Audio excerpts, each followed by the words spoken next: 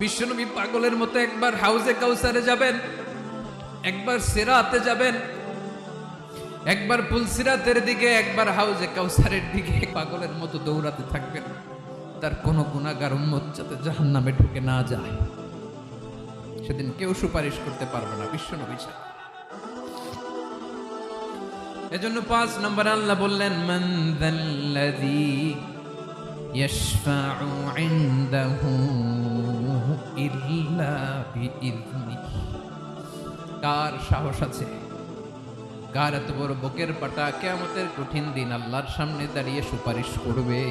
কারো ক্ষমতা নেই, কারো ক্ষমতা নাই।